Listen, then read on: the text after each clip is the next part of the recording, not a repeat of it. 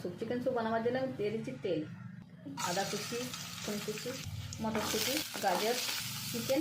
আমি আবার নেড়ে দিয়েছি, একটু নেবু রস দিয়ে দিচ্ছি পানি, দিয়ে দিচ্ছি নুন, জিরে গুঁড়ো, একটু হলদি গুঁড়ো। আমি ঢাকা দিয়ে 10 মিনিট সিদ্ধ করে নিচ্ছি।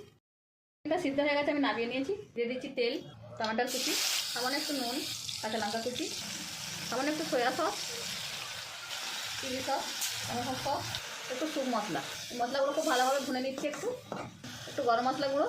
মশলাটা ভুনা হয়ে গেছে, আমি চিকেন স্যুপটা দিয়ে দিচ্ছি। সিদ্ধ হয়ে গেছে কিনা দেখুন, একদম সিদ্ধ হয়ে গেছে। একটু ধনে পাতা কুচি দিয়ে ফুটিয়ে নিচ্ছি। স্যুপটা দেখুন কত সুন্দর দেখতে লাগছে। স্যুপটা কিন্তু হয়ে গেছে, আমি এবার নামিয়ে নিচ্ছি। স্যুপটা আমি ঢেলে নিয়েছি, একটু ধনে পাতা কুচি দিয়ে দিচ্ছি। খেতে খুবই ভালো লাগবে, দেখতেও ভালো লাগবে। অবশ্যই পুরো ভিডিওটা দেখবেন। ভালো লাগলে কমেন্ট, শেয়ার, সাবস্ক্রাইব করবেন। আমি দিচ্ছি। সুন্দর হয়েছে, কালারটা কত সুন্দর এসছে দেখুন, কত